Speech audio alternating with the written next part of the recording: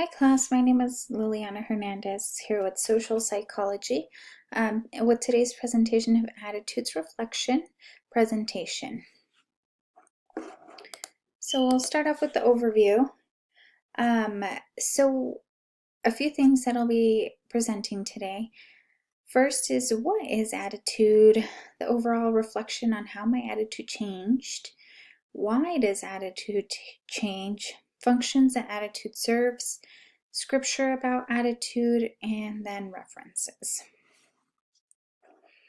Taking us into what is an attitude, essentially. Attitudes are feelings often influenced by our beliefs that predispose our reactions to objects, people, and events. Our attitudes are ways of acting, a settled way of thinking or feeling about something or towards someone.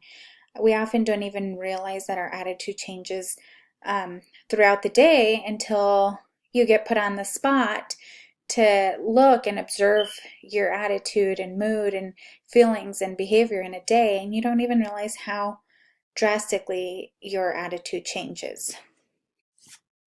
So going into my reflection, so I spent one day observing my attitude on a busy Wednesday at work while being 8 months pregnant. This was interesting. Throughout the busy day at the practice, I work at an orthopedic office.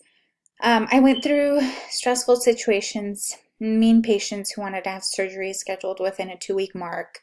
From the morning to the afternoon, I went through happy moments, high stress, angry moments, trying to calm myself, fatigued and just brain dead by the time I got home.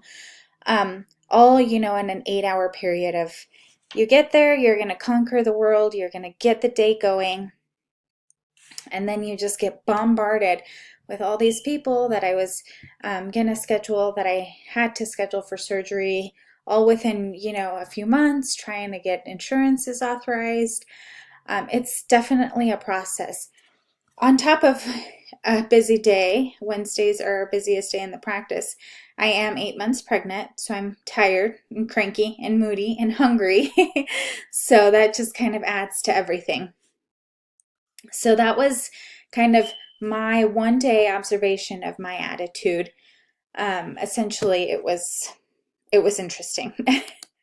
So why attitude changes?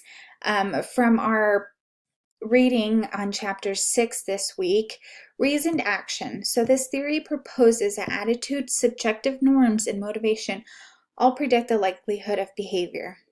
Planned behavior is people act in accordance with their intentions and perceptions of control over their behavior,